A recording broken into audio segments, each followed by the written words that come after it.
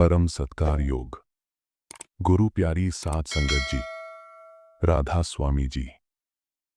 आज का दिन, आज का दृश्य और आज का भाव मन के भीतर बहुत गहराई तक उतरने वाला था। आज 10 जनवरी के इस पावन दिन पर मुंबई की धरती पर ऐसा दृश्य सजा जिसे शब्दों में समेट पाना आसान नहीं है। खुले आकाश के नीचे, खुले वाहन में जब बाबा जी और हजूर जी संगत को दर्शन देने निकले तो ऐसा लगा मानो समय स्वयं थम गया हो। हवा में कोई शोर नहीं था, फिर भी सब कुछ बहुत कुछ कह रहा था। आंखें भर आईं, मन भीतर तक भर गया। बाबा जी का शांत मुख, वो गंभीर स्थिरता और हजूर जी की करुण उपस्थिति, इन दोनों के बीच का मौन संवाद शायद वही था जिसने आज के दिन को साधारण नहीं रहने दिया। आज हजूर जी ने संगत के साथ प्रश्न उत्तर किए, आज शब्द बोले गए, लेकिन आज बाबा जी का मौन बहुत बोल रहा था। बाबा जी पूरे समय मंच पर विराजमान रहे। उन्होंने किसी प्रश्न का उत्तर शब्दों में नहीं दिया, पर उनकी उपस्थिति ही उत्तर बनकर सामने थी। ऐसा लग रहा था मानो वे सब कुछ कह रहे हों, बिना कुछ कहे। जब जब हजूर जी प्रश्नों के उत्तर दे रहे थे, मन बार बार बाबा जी की ओर खींचा जाता था। विशेष रूप से एक क्षण ऐसा आया जब हजूर जी ने किसी उत्तर के दौरान हल्के से बाबा जी की ओर संकेत किया। उसी क्षण बाबा जी स्वतः ही मुड़े और उनकी दृष्टि हजूर जी पर टिक गई। वो एक पल, बस एक पल, लेकिन उस एक पल में वर्षों की साधना, प्रेम और गहराई समाई हुई थी। पूरे समय ऐसा प्रतीत हो रहा था कि बाबा जी का मन बार बार हजूर जी की ओर देखने को चाहता है। फिर भी उन्होंने अपना मुख स्थिर रखा। केवल उनकी आंखें थीं जो बार बार बहुत सहजता से हजूर जी की दिशा में चली जाती थीं, जैसे कोई बिना बोले बहुत कुछ कह रहा हो, जैसे दो आत्माएं शब्दों से परे संवाद कर रही हों। हजूर जी ने आज अत्यंत सरल, गहरे और प्रेम से भरे उत्तर दिए। कोई बनावट नहीं, कोई ऊंच नीच नहीं, केवल अनुभव की सच्चाई। और इन्हें प्रश्न उत्तर के बीच आज के सत्संग में एक और विशेष दृश्य जुड़ गया। प्रसिद्ध अभिनेता शाहिद कपूर जी के पिताजी पंकज कपूर जी ने पलटू साहब की वाणी पर लगभग आधे घंटे तक संगत को संबोधित किया। उनके शब्दों में न अभिनय था, न दिखावा, केवल अनुभव और आस्था थी। उन्होंने स्पष्ट रूप से कहा कि पूर्ण गुरु हमारे बीच साक्षात विराजमान है। हमें इनके आशीर्वाद से नाम की कमाई करनी चाहिए और शब्द की कमाई करनी चाहिए। अंत में उन्होंने एक ही पंक्ति को भाव से दोहराया, तू ही है, मैं नहीं। तू ही है, मैं नहीं। उस क्षण पूरा पंडाल मौन हो गया, जैसे हर हृदय उस एक पंक्ति में समा गया हो।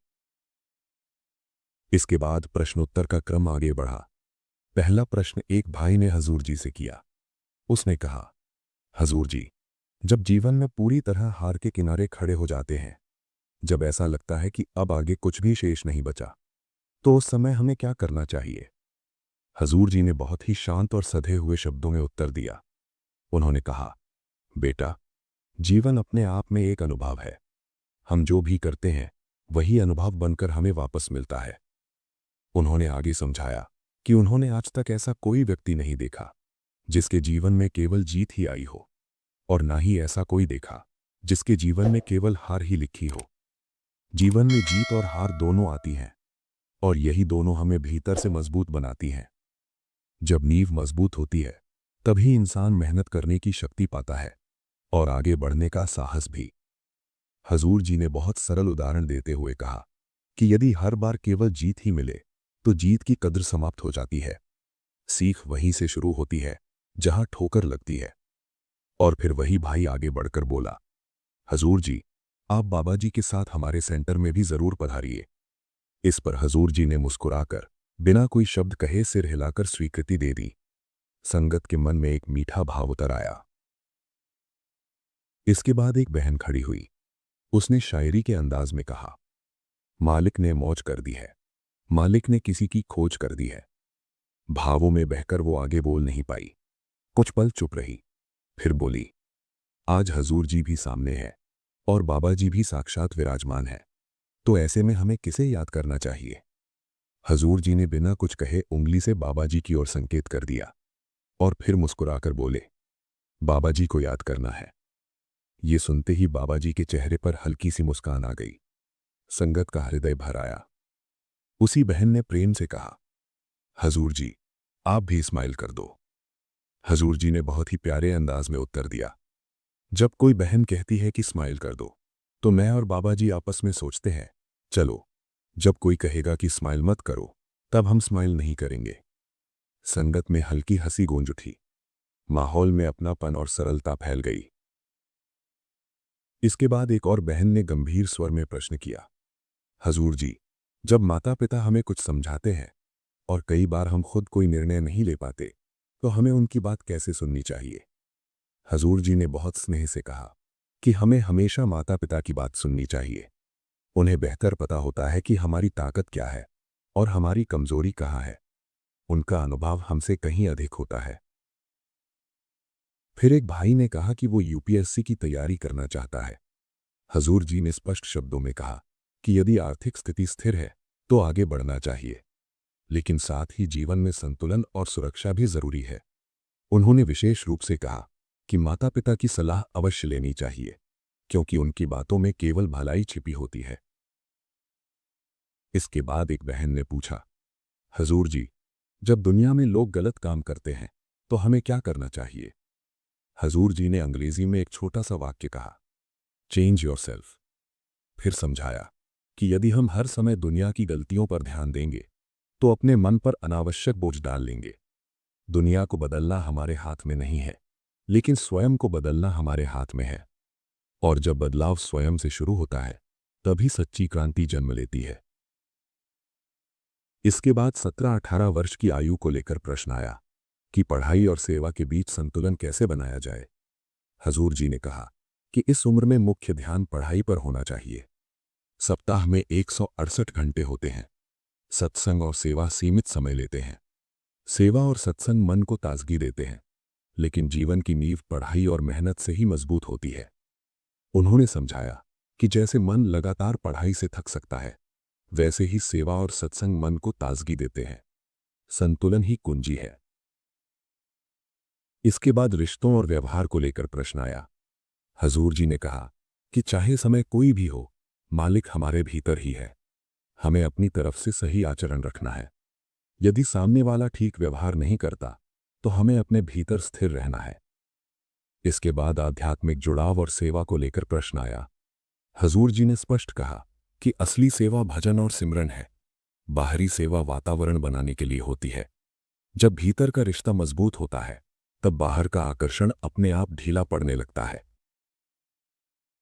इसके बाद इच्छा, कर्म, दुख, भविष्य, आर्थिक स्थिति, ध्यान में आने वाली स्मृतियां, नाम की योग्यता, धन की दौड़, करियर का चुनाव, इन सभी विषयों पर हजूर जी ने अत्यंत सरल और गहरे उत्तर दिए। हर उत्तर में एक ही बात स्पष्ट थी, समाधान बाहर नहीं, भीतर है। और यहीं से, संगत जी, हम उस सच्चे प्रसंग की ओर बढ़ते हैं जिसे बाबा जी ने स्वयं सत्संग में सुनाया था। एक ऐसे व्यक्ति की कहानी जो अपने पद को ही अपनी पहचान समझ बैठा था और जिसकी शुरुआत नामदान की पंक्ति में एक साधारण से प्रश्न से होती है। और यहीं से संगत जी, वो प्रसंग आगे बढ़ता है जो भीतर तक झकझोर देने वाला है। वो व्यक्ति जो पेशे से जहाज उड़ाने वाला पायलट था, नामदान की पर्ची लेने की पंक्ति में खड़ा था। बाहर से सब कुछ सामान्य दिखाई दे रहा था। पंक्ति शांत थी, संगत अनुशासन में थी। व्यवस्था देखने के लिए एक बुजुर्ग सेवादार वहां नियुक्त थे। चेहरे पर सादगी, वाणी में प्रेम और व्यवहार में अपनापन। वे हर आने वाले से 2 शब्द प्रेम के बोलते ताकि किसी को असुविधा न हो। बातों बातों में उन्होंने सहज भाव से उस व्यक्ति से पूछ लिया, बेटा तुम क्या काम करते हो? उस व्यक्ति ने थोड़ी सी छाती चौड़ी करके उत्तर दिया, मैं पायलट हूं, जहाज उड़ाता हूं। बुजुर्ग सेवादार बहुत साधारण सोच वाले इंसान थे। उनके लिए पद और ओहदे का कोई विशेष अर्थ नहीं था। उन्होंने उसी सरलता से कह दिया, अच्छा, मतलब जहाज के ड्राइवर हो। बस यहीं से अहंकार का पर्दा हिल गया। पायलट का चेहरा बदल गया, स्वर में कठोरता आ गई। उसने तुरंत कहा, नहीं जी, मैं ड्राइवर नहीं हूं, मैं पायलट हूं। उसके शब्दों में पद का गर्व था, पहचान का घमंड था और भीतर छुपा हुआ वो भाव था जो स्वयं को दूसरों से ऊपर मानता है। बुजुर्ग सेवादार मुस्कुराए। न उन्हें बुरा लगा, न उन्होंने कोई तर्क किया।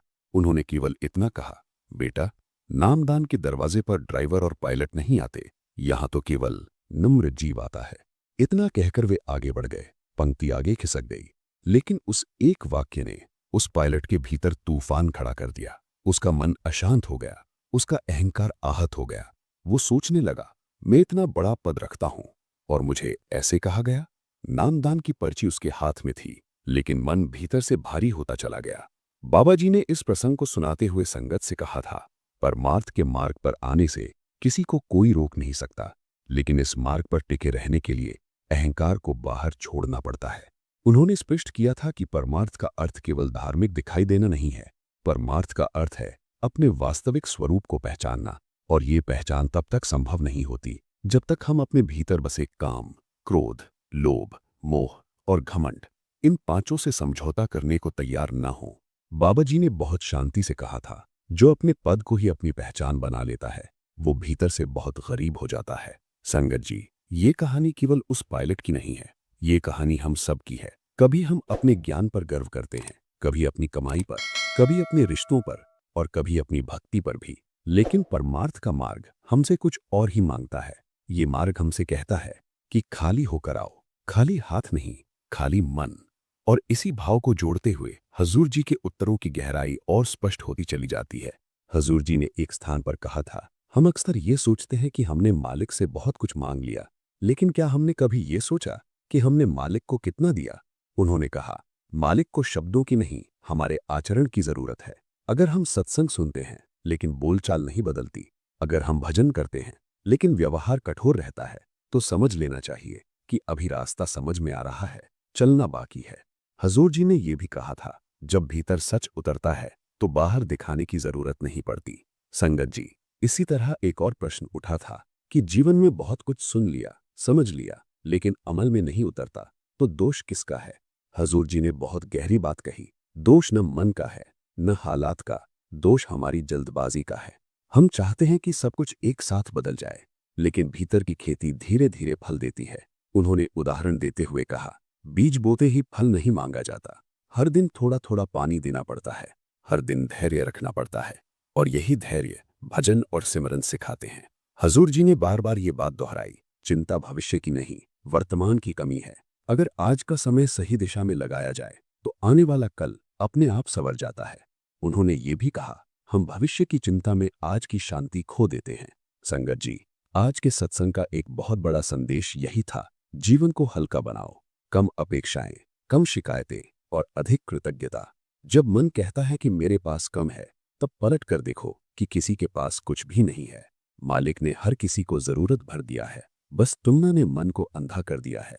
हजूर जी ने कहा, नाम कोई इनाम नहीं है, नाम सहारा है। हम कमजोर हैं, इसलिए नाम है। हम भटकते हैं, इसलिए नाम है। और जब हम इस सहारे को थाम लेते हैं, तो जीवन की सबसे बड़ी आंधियां भी हमें गिरा नहीं पाती। दुख आते हैं लेकिन तोड़ते नहीं, परीक्षाएं आती हैं लेकिन डराती नहीं, क्योंकि भीतर एक स्थिरता जन्म ले चुकी होती है। और अंत में आज के इस पूरे दृश्य में सबसे गहरा प्रभाव उस मौन ने छोड़ा, जब बाबा जी पूरे समय मंच पर विराजमान थे। कुछ बोले नहीं, लेकिन सब कुछ कह गए। उनकी आंखों की शांति, उनकी उपस्थिति की गहराई और हजूर जी के शब्दों का प्रवाह, इन दोनों के बीच जो अदृश्य सेतु था, वही असली सत्संग था। संगत जी, ये सत्संग केवल सुनने के लिए नहीं था, ये जीवन में उतारने के लिए था। अगर आज का एक भी भाव हम अपने व्यवहार में उतार लें, तो समझ लेना आज का दिन सार्थक हो गया। राधा स्वामी जी, सतनाम धुन। संगत जी, यदि आज के इस सत्संग, इन भावों, इन प्रश्न उत्तर की गहराई ने आपके मन को थोड़ा भी छुआ हो, तो कृपया इस वीडियो को लाइक अवश्य करें। इसे उन लोगों तक भी पहुंचाइए जिन्हें इस समय शांति, संतुलन और सच्चे मार्ग की आवश्यकता है। यानी इसे जरूर शेयर करें, और ऐसे ही रूहानियत से भरे सच्चे सत्संग, अनुभव और भावपूर्ण कथाएं लगातार पाने के लिए हमारे YouTube चैनल सतनाम धुन को सब्सक्राइब करना ना भूलें। मालिक आप सभी पर अपनी कृपा बनाए रखें। राधा स्वामी जी, सतनाम धुन।